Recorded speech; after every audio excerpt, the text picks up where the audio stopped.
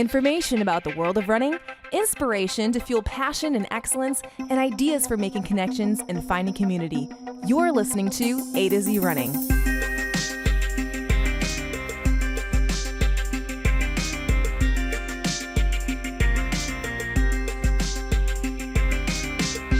Hello, everyone, and welcome back to the AtoZrunning podcast. I'm Andy. With Zach.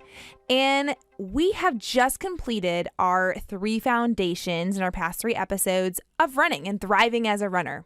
So if you have not listened to those 3 episodes, and the order is not essential, but it does kind of matter in the way we laid them out, go back and listen to episode 39, 40, and 41, the 3 running foundations. So we're talking about what does it take to thrive as a runner, and we broke it into the 3 most important parts as far as we see it. And certainly a good volume of the literature out there seems to agree with those kinds of things. So we broke it down for you. We laid it out in 3 episodes. And then what we're going to try to do here in the next several episodes is we're going to try to come back to those things with examples and with ideas from practitioners, from runners and athletes, from personal trainers and physical therapists. And we're going to just try to bring the people to you who work in these ways and share those things with you. And also, coming soon, so in August, we're going to be publishing the guide itself, and it will be available on Amazon, some other ways to get that there then.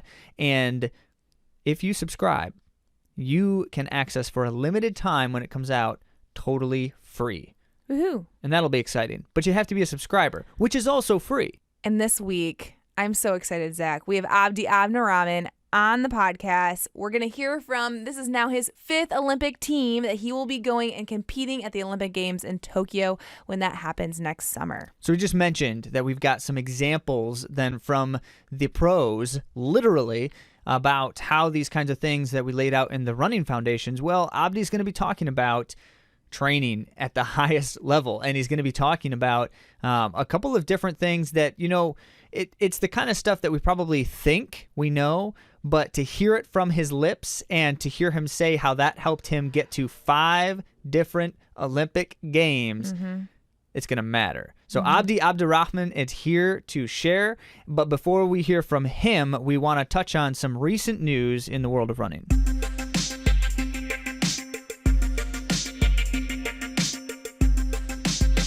The first installment of the Movement Race Series happened this past weekend. There was an Elite 10K and 1500.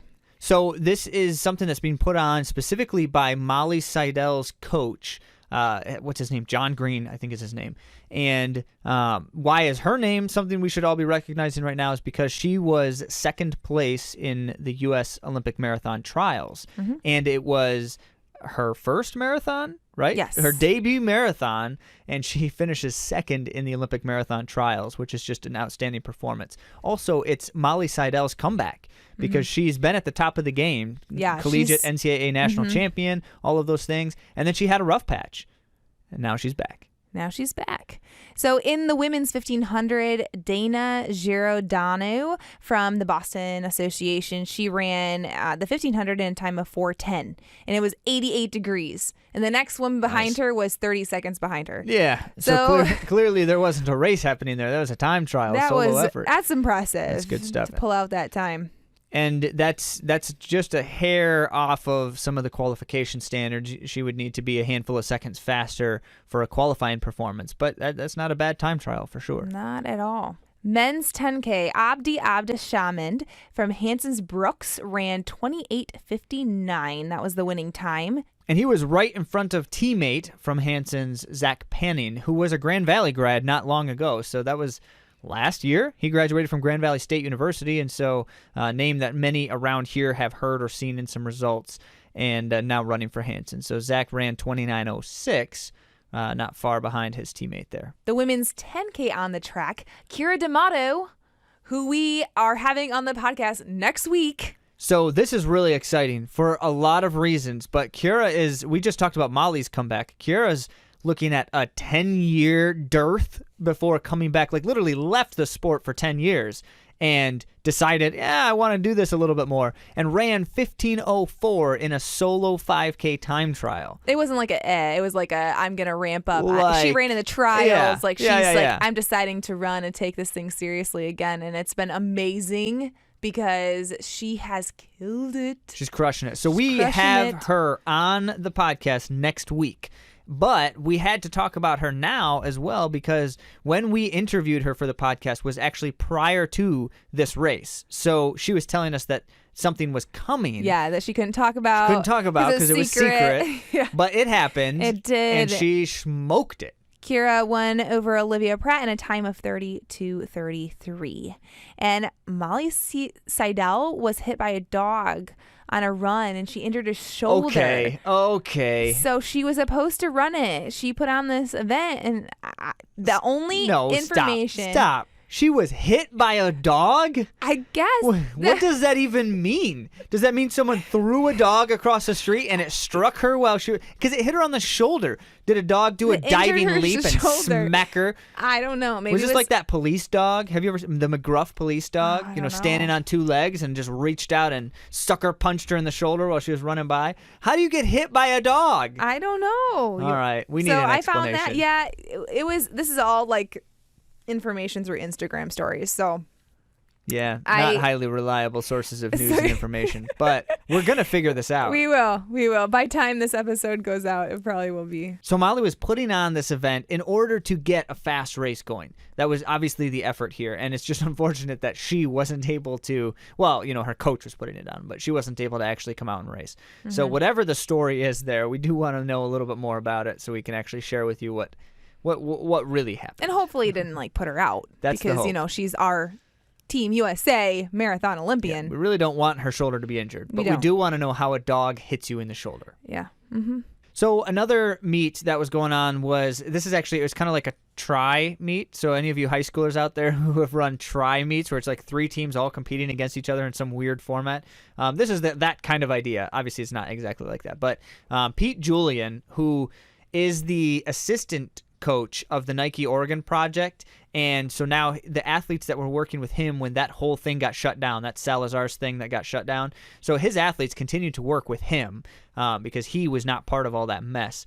And so his group now is what they're calling it, Pete Julian's group, and then they're running against some of the Brooks Beasts athletes, which is based out of like Seattle, and that's a track-focused group. We haven't really talked a lot about them because they're focused on like middle distance predominantly, but very successful middle distance group. And they're also running against the Nike Oregon Track Club, who had a few athletes out there. So that's your 3 teams or groups that were competing. And it just wasn't, you look at the times and performances, and it wasn't earth-shattering like the Bowerman Track Club stuff was the other day, but certainly some decent performances. Shannon Rowbury came out and ran 8:40 in the 3K. You probably don't know a ton about her because she hasn't been on the map lately, but certainly she's broken several American records in different things, but they're all getting broken. So she doesn't hold, I think she holds like 1 or 2 still. But this performance definitely shows that Rowbury's in good form and certainly on her way to some great fitness if she can continue this training up. Obviously during this time, that you don't have a lot of great opportunities to race. So we'll see what she can do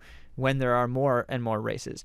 And just one final bit of unfortunate news, which is, as many of you already know, the Chicago Marathon has also canceled. So that leaves London as the last remaining majors for the year, but all signs are pointing to that canceling in a very likely scenario because already other major marathons in the area, like the Manchester Marathon, has announced that it's canceling, and that's like right around the same date as the London Marathon too.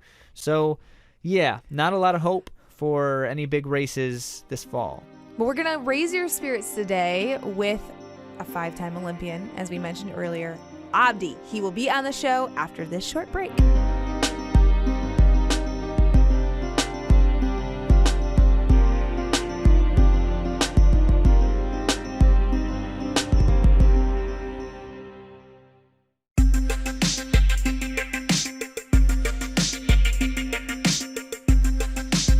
Abdi Abdirahman is a 5-time now Olympian. 5 times? Yeah. Who has an outstanding resume. We could do a whole show just talking about his resume, but we're not going to do that. We're going to let him speak. But I do want to mention that he won the World Cross Country Championships 5 times in a row. 5 times in a row. Crazy.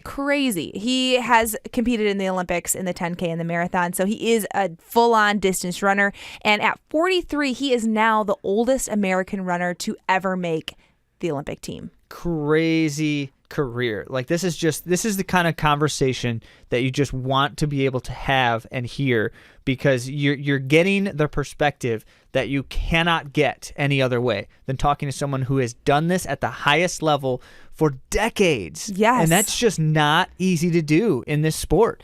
And he has and continues to do, which is just incredible.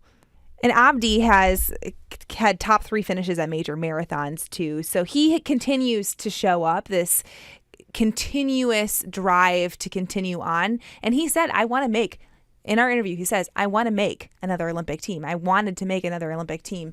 And then he went and he conquered it. And he was seated 11th for the Olympic team trials. Yeah, really something.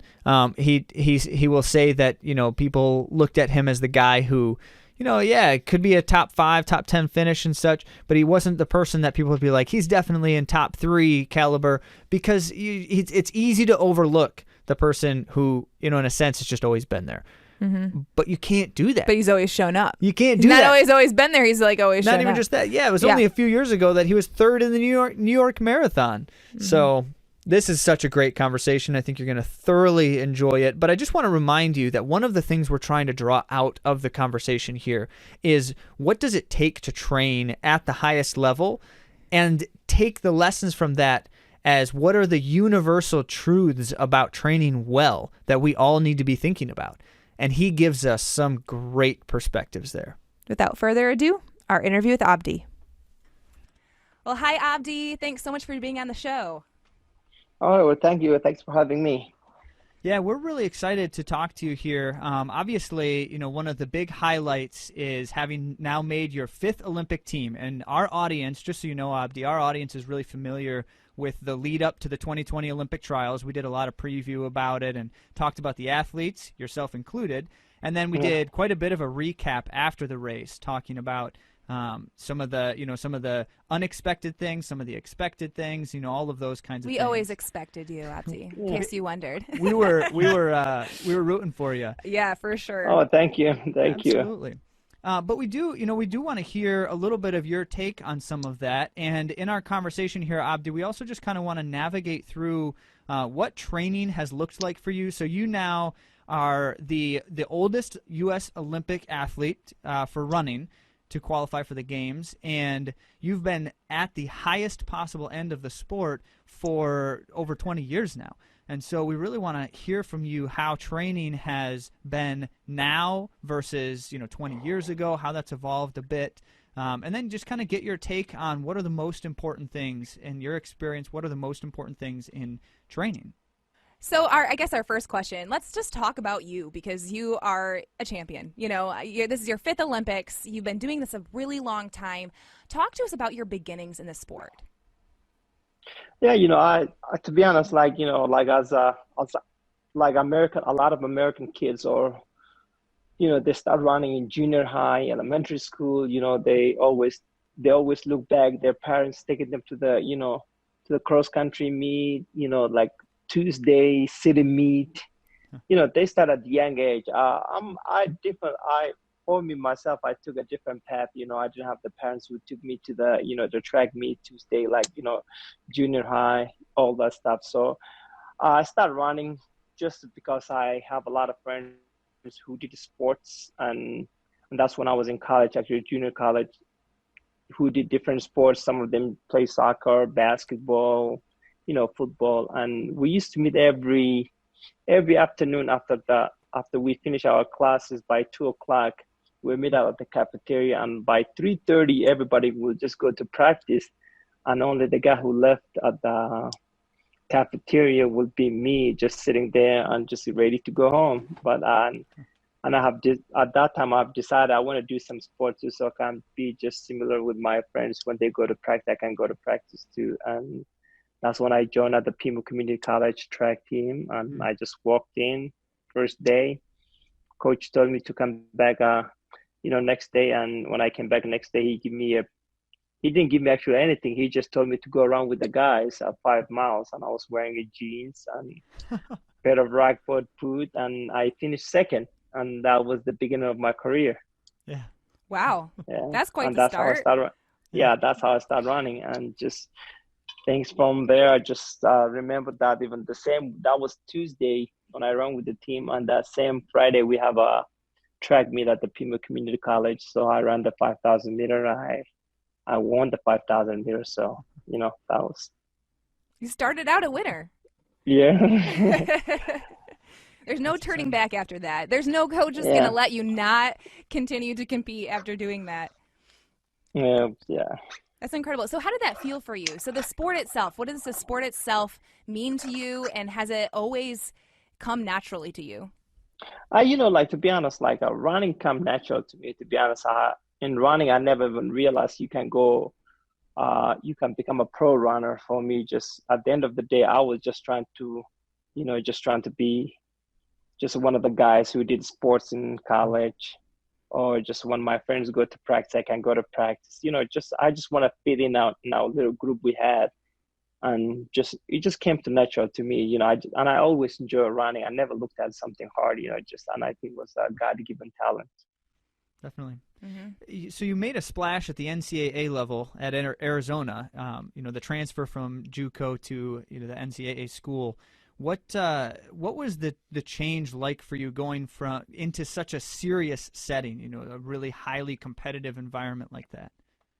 Yeah, and it was totally different, to be honest. Just coming from the Pima Community College, which was NJCAA, which is the competition. I wouldn't say it was easy. I think was hard, because I used to run against Central Arizona, like a plain community college. They have a lot of foreigner athletes. A lot of the guys who come from Kenya, come from all around the world. Just the guys who come from British. Just going to Central Arizona and who run some great times. But the competition wasn't easy. But like the coaching wise, like the atmosphere was totally different. It was kind of like just coming from junior college, which is the budget is a couple $1,000, going to a Division I school like University of Arizona, budget have a couple $1 million. Just you have the facility, you have the sponsorship with the shoe company, you will get everything that you will ever wanted, and and everything was organized. You're not like, you have a training room, you have like a dietitian, you have psychology, you have all that stuff, which is kind of like, to be honest, like it helped a lot, but I never used it, because it just, for me, when it comes to like involvement with running a lot of other stuff, it makes for me that much complicated. So I always try to keep it as simple as I can. Just even if I'm feeling something, I try not to go to the training room, even though some of the guys will always, before practice, they will go to training room, go to hot and cold, do all the massages, get ultrasound. It's just, for me, it was just like, I just always try and just go to practice, just go run. And that's the way I kept it up almost my whole career, unless I have a major injury, and then I was sick for treatment. Sure. Well, and I appreciate that, just that insight, Abdi. Trying to keep it simple. In many ways, a lot of the encouragement in the sport of running is that it is simple, so it's accessible to anybody. Anybody can try to take up the sport of running if you can get up on your 2 feet. And you made a comment in an interview not terribly long ago about the importance of just when you need it, take the rest day. Take it easy when you need to take it easy. And that point that you're making there, where if there's a problem, address it, do something about it. But you're not trying to make more out of the problems either, trying to make it too complicated. Yeah, and that's true. Just like there's so many times I have a lot of injury. Just like I have you know, uh, I was sidelined calf injury in 2016 Olympic trials, which I was really, really ready. I thought I would have been a good race. Just I thought I would have made the team, because just of my fitness and what I have done leading that trials. But I have the calf injury. I could have done get surgery, but just at the end of the day, it's just a sign of your body saying like, hey, just back up, just like. And I could have taken like crush and whatever they call those things, big shot you take, the shots you take when you have a big injury. Yeah. Just, I could have done, but I just didn't want to do that. And I say, you know what, I don't want to damage my body. I say, you know, I will let it heal by itself. And you know what, if this is my last Olympics, I already made 4 Olympics. You know, it's good. But after trials, a month later, I was okay, and I was back to training in 2016. At the end of that year, you know what? Hey, I ran the New York City Marathon, and I finished third. Yeah. And you know, you just don't make it complicated. You know, just if you need a rest, just rest. And I asked the doctor, and I said, "Do I have to have a surgery?" He said, "No, all you need a rest, but you can take other shots." But also, he said, "Come with also like a side effect." You say you can tear your calf, and you can be more running a marathon. You know, just you can isolate the pain, but the damage will be there, and that will take you a long time to recover. He said, "You want to get the benefit of this?" And say, even you can make the Olympic team, but you won't be able to run it because of if you damage it more, so it can be worse. And I say, you know, I'll just take it time off, and I went to the trials and watched the trials, and you know, had a good time. I came back home a month later. I was back to training and ran New York City Marathon. Yeah, That's awesome. and did a great job, right, as you said. Which is incredible. Just the patience in. So at that time, even, you know, you said it. You had made 4 Olympic teams. You were going for 5 in a row, which, you know, by itself would have been just a paramount accomplishment too. But yet, you know, to have the patience to say, well, this isn't the time, and we'll try again when I'm ready. And then you did, and then you made your 5th Olympic team.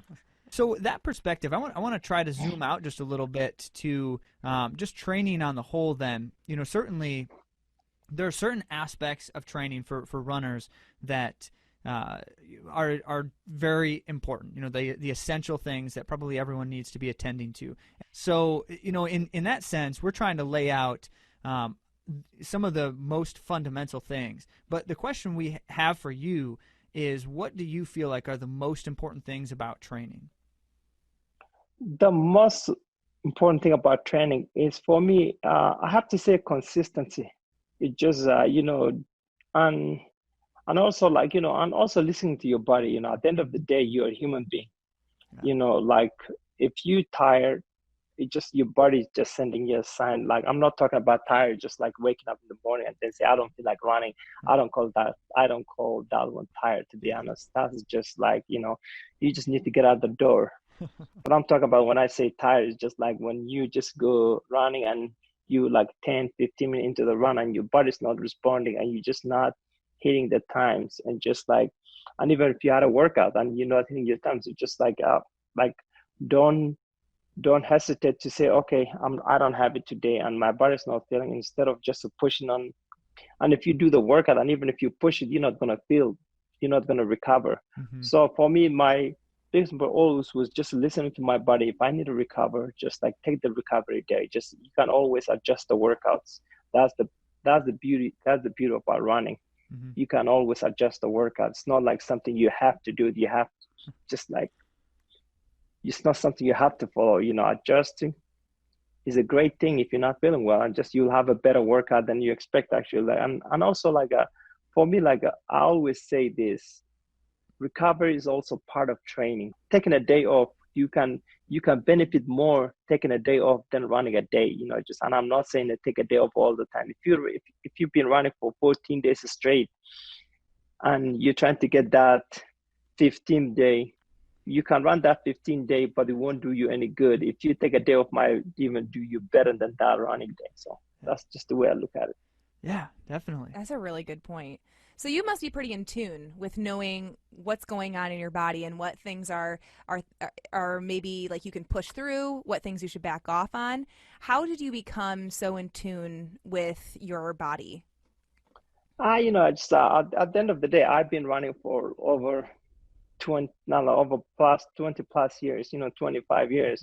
If you've been running 25 plus years and you don't know how you feel, what kind of day are you having, if you need a rest, there's something wrong with you. You know, you need at least I'm like, you know, just like if you're working for a company and most of the stuff you do every daily basis, that's your job, and you know what you need to do. Sometimes, and if you've been there for 25 years and you've been doing the same thing, same work, you can do with your eyes closed.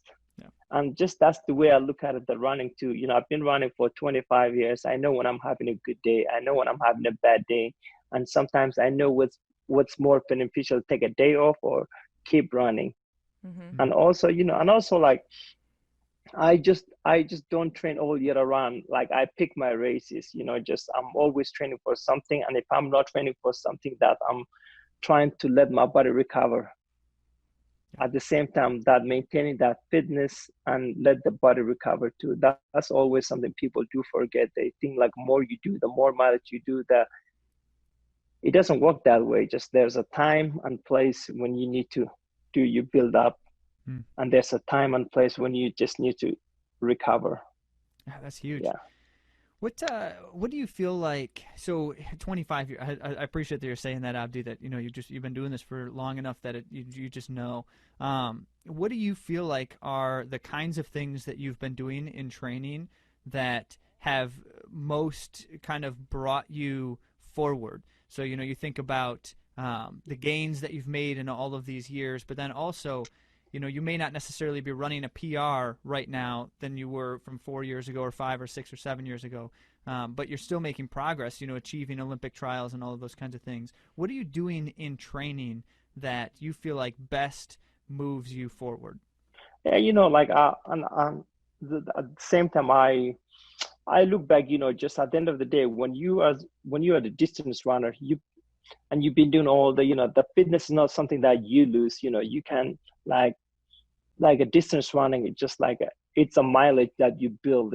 Just like I know my strength. My strength is I can run like 20 plus miles easy.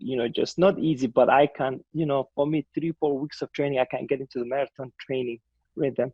But for me, like at the end of my at the end of my career, I mean like toward the end of my career, like especially right now, past couple of years, I kind of changed my training. I don't do as much miles that I used to do when I was younger. Mm-hmm. Like, and now I'm more focused on like fast twitch muscles, like speed, like kind of a little bit faster than marathon pace, but a shorter distance. Just I don't do like a marathon distance. My long run I used to do 26 plus miles. But I do a lot of 20 milers, like a 35K, 36K, but almost at the marathon pace. Yeah. So less, but faster. And also my tempo runs, instead of 15 miles, I get down to like 8 to 10 miles, like way faster than marathon pace. So I can feel comfortable when I run a marathon. And I don't do, I try not to do like the longest tempo I will do is 10 miles. Because of like the recovery of it just takes so long, especially when you do like almost this marathon speed. A lot of people do stimulation of like doing like a 40K almost marathon speed. You can do that when you're like a 20 plus, 20 years, 25 or 30. But when you get to the certain age, man, it takes a while to recover at the end of the day. Running 26 miles, close to 5-minute pace, it just like it's almost a marathon, and you're running the same pace. So it's going to take you like a time. And a lot of people don't understand that doing that like a 3 weeks up or 4 weeks up marathon, you already did a marathon and you have another one coming in a few weeks. Yeah. So, and that's something I learned, toward my career. And it just, at the end of the day, you learn things. You just learn how your body works. And for me, I want to be fresh. I don't do anything that close to marathon pace, like 4 weeks out of marathon. Like everything comes down, like just long run. It's like, I don't do any distance I do for a time. I just go like 2 hours run, just like easy, just get the distance moving on my time. Just that's it. Yeah. Well, if I can I feel like I could summarize or synthesize a lot of what you've said so far in this conversation, Abdi, has everything to do with training in a way so that you can be fully recovered and totally rested by the time the next hard thing you want to do, the next quality training you want to do, you need to be totally recovered. So you train in such a way so that's possible. Exactly. And that's the whole purpose of training. Mm-hmm. The training is not like to beat up your body. You want to get the benefit of the workout. And if you don't go to the workout without feeling fresh or ready to run or enjoy the workout, or just you going through just emotion, you won't get the benefit of the workout. The whole thing is just come to workout, recover, and ready to go. And that's when you get the benefit. And just like, and that's the whole purpose of training. Otherwise, you will be just like, we can all run every day, just like as far as we until we get tired. Yeah. Oh, that's And so that's rich. the reason. This is so good. Yeah. And that's why, and that's the reason we have the coaches and we have someone who guard us, and that's their job to lead us to the, to the where we want to go. As like if the race goes is there, just at the end of the day, and as an athlete you have to be vocal, because at the end of the coach can write the program and design it, but you're the one who have to tell him how you're feeling and what you're capable of. Just like if you just show up every day, just say, okay, I'm ready to go, like trying to be the warrior, and you come into the race and you kapooped. You have the best work. You have the best workout, the best thing, the fastest everything. Like the workouts in a workout, you don't have to do your best of everything. Just at the end of the day, you want to get out of, you want to feel good, finish good, and when you finish workout, you feel like you're capable of doing more. And when you come to the race, that's when you want to have your best day. Mm-hmm. That's great. That's so good. And speaking of racing and having a great day and, beating all your competition, I know that our listeners would be mad at me not to ask you about the Olympic trials and how that unfolded this year. So would you mind walking us through that race a bit? Yeah, the Olympic trials, it was that year was almost 4 years, like since 2016. Actually, I wouldn't say 2006. That's the day I decided I'm going to make that team, and I'm going to do whatever it takes to make that team. And that day was November, I think 4th, when I got third in New York City Marathon. And I said, you know what? And at that, I was just getting ready to do something else in life. If that race would have went a different way, I wouldn't be sitting here and talking to you guys. But at that day when I got there, and I said, you know what? I just finished a world major marathon top 3. Say, you know what? I can finish top 3 at the US trials 4 years from now. Yeah. And at the end, and it wasn't easy. I wouldn't tell you it was easy road. It was one of the hardest roads I did, but I did everything in my power to get there healthy, because I have run many races leading into the trials. Like I have run New York City Marathon, I have run Boston Marathon. I dropped out New York City Marathon in 2018. There's a lot of things that went wrong when I finished. Things didn't go well. But at the end of the day, I knew I already set my goals, and I knew where I was looking at it. Just those things was was steps that I have to take to get where I want to get. And where I want to get was the Olympic trials in healthy and ready to go. And and I have a great group of training partners who helped me out get there, and loved ones. And there's a lot of people that will sacrifice me. Just my coach, my friends, my girlfriend. It's not easy. But I put the work on it, and I believed in myself. Coming to Atlanta, I have run Atlanta many times. Mm-hmm. The B3, I have finished top 3, 2 when I was in international races. But it just I think was just how much I wanted. And and when some people say, oh, Abdi, he'd be okay. He's, he's 43 years old. If he can finish top 5, top 10, that would be a good day for him. And that give me some extra motivation. Just training for marathons is not the easiest thing, and sometimes you do need a motivation. And when people count me up, and even some athletes didn't give me the credit I deserve it, I just keep my mouth shut and listen what the people were saying and put the work. And I have to come to the Atlanta, and I say, if I come to Atlanta in one piece and healthy, and it was just one of those days. I have to say, in marathon, you need everything going on your way. Coming to Atlanta, I have everything. I would say I was lucky. It was just one of those marathons. I trained well, and I came there would have no problem with my body. I was feeling great. Just everything was, all I had to do just have a good race, and I did. And I just ran my own race. I could have been second that race. I could have gone with Galen, but I knew what I was running and just the pace and I said, you know what? It's a lot of guys who are running, so I just and it's gonna be a strength runner. So, and just from 15 miles, I know it's gonna be one of those grinder races. So yeah, and I just grinded the last 5 miles. Thank God. That's it. That's it. Could you just react to three moments in the race? So the three moments I'm curious about. The first is when those guys took off early in the race. They just I don't even remember who it was. They just took off really early on. The second moment when Galen broke away, and then finally the third moment when the group kind of started to fragment. Whoever was chasing started to fall apart a bit. So what were you thinking in those three different points in the race? Yeah, to be honest, like the first point, the first two guys who took the lead about 6-7 miles, I think they took off, and I knew just because all the main competitors were there. To be honest, Galen was there, Jerry Ward was there, everybody was there. So I did not panic, and I didn't know how fast they were going because I knew they were going fast. Because I usually, one thing about me, I'm a rhythm runner. I don't wear a watch when I'm racing. I don't wear no watch, nothing. I just run the way I feel. Yeah, so I wasn't, so I didn't know how fast we were going, how fast we were going, but I knew we were running pretty good pace. What the rhythm was and I saw two guys go. It just was two against the rest of the group. So I decided to stay with the rest of the group. I said, I'm not gonna make a mistake because they're gonna come back sooner or later unless something magical happens. So the second one, when we start breaking, Galen went, and then Maya went with him, and the guy from Atlanta track went with him, and they followed Galen.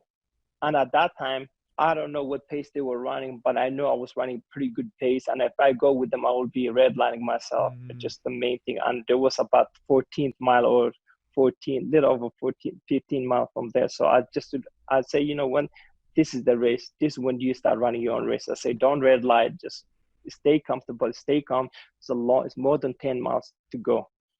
So I just for me, it didn't even take me that long just to get back to the group because I was running on my own pace, and I just passed them, and I was 6th, 7th place. I went all the way to 3rd place, 3rd to 4th, and then me and Maya ran together all the way until we get a 20 miles, 21 miles, and I could have gone, but I was running afraid just because Galen's already gone. We can't see him, and there's 3 of us and 2 spots left. Yeah. And at the end of the day, that's when you have to play your cards right. That's when you're playing chess. Just and it's a marathon.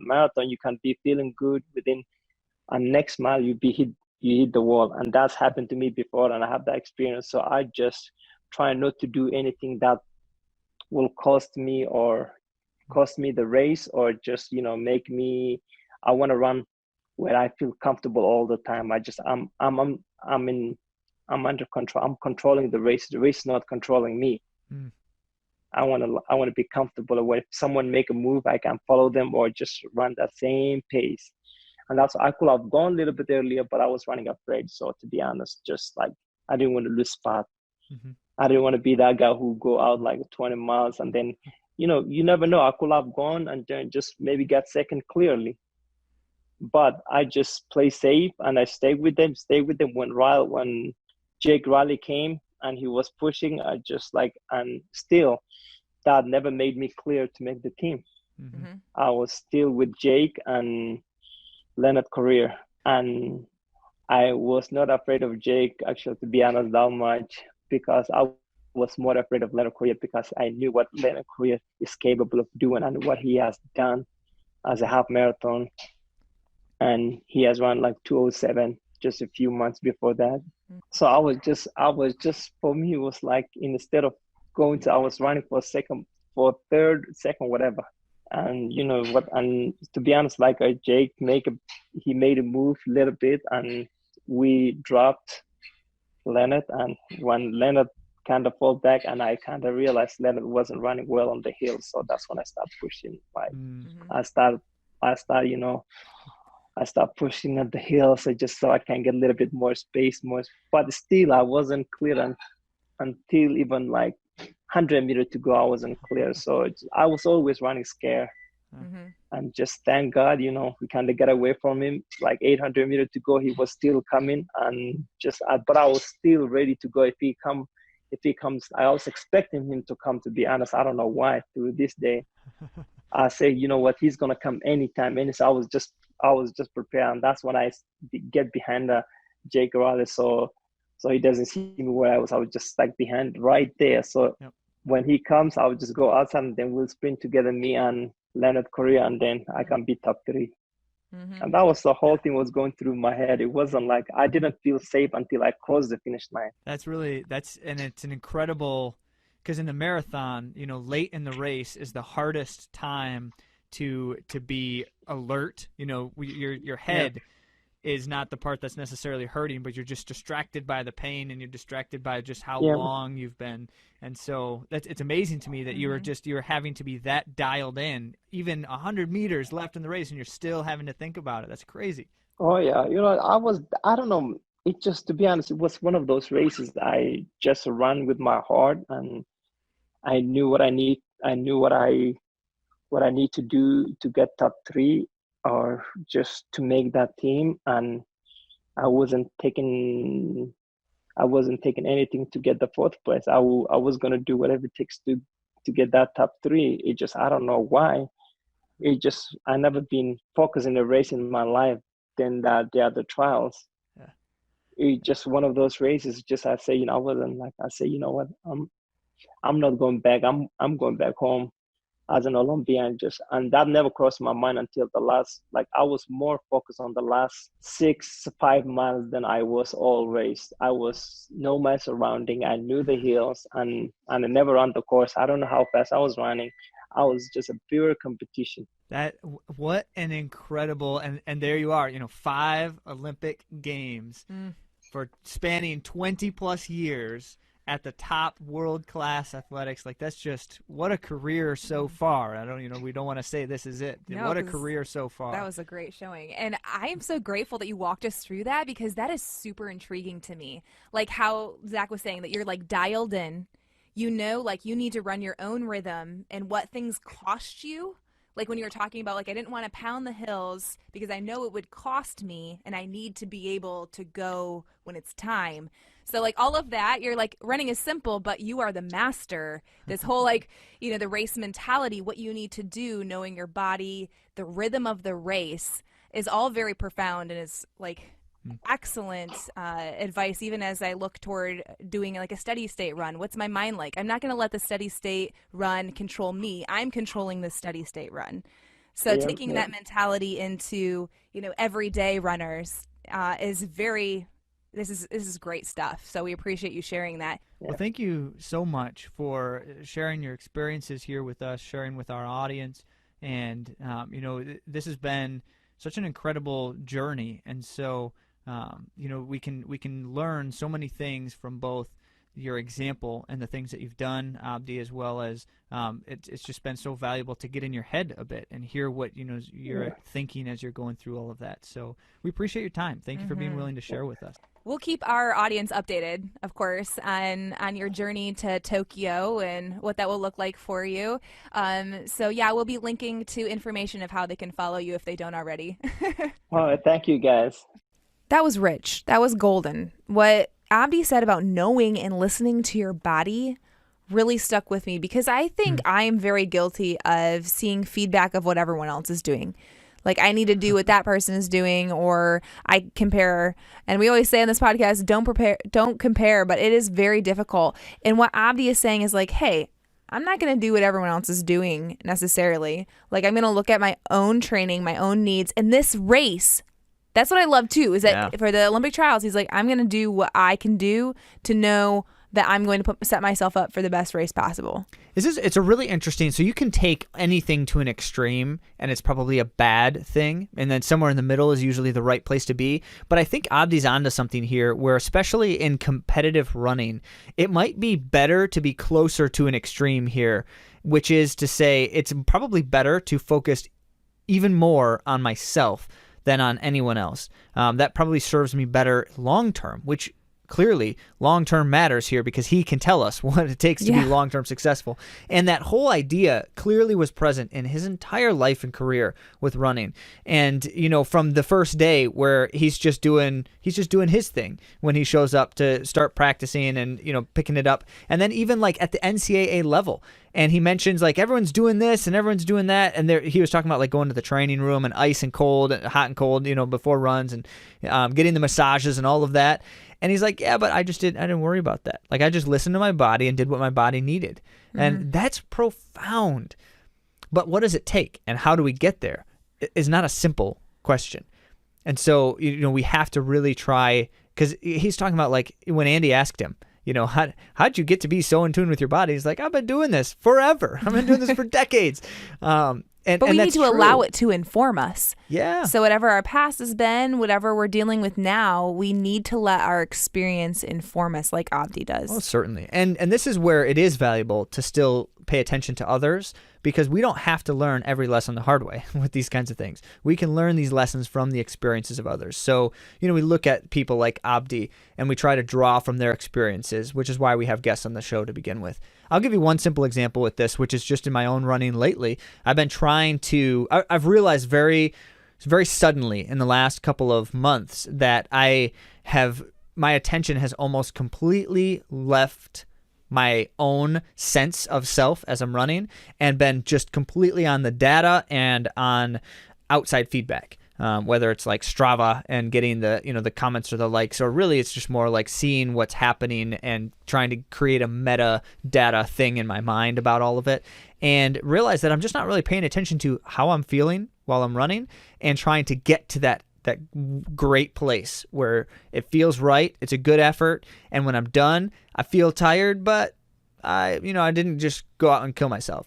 And so in the last couple of weeks, and some of you have noticed this because you've been commenting with me on Strava and such, I've been posting runs still, but I'm not using my watch at all anymore. I'm just looking at what time of day it is. I go and I start my run, and then when I get done, I look at what time of day it is again, and I guess as to about how far I ran. Because some of these loops, I do know how far I'm running. Most of them, I don't know exactly. It's somewhere in the vicinity of 8 miles or 12 miles. He did get kind miles. of excited today, though, when he had a good long run. He's like, I need to see if this is like right. Well, no. So what I did was I thought to myself, I think I might have overdone it on the run.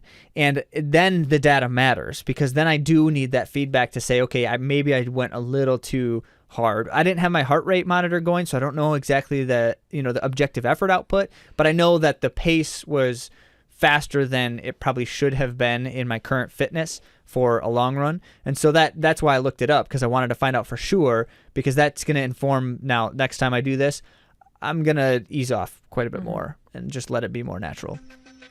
Well, if you are as excited as we are to follow Abdi to his 5th Olympic Games, make sure you follow him. We will link to all of that in AtoZrunning.com/episode 42.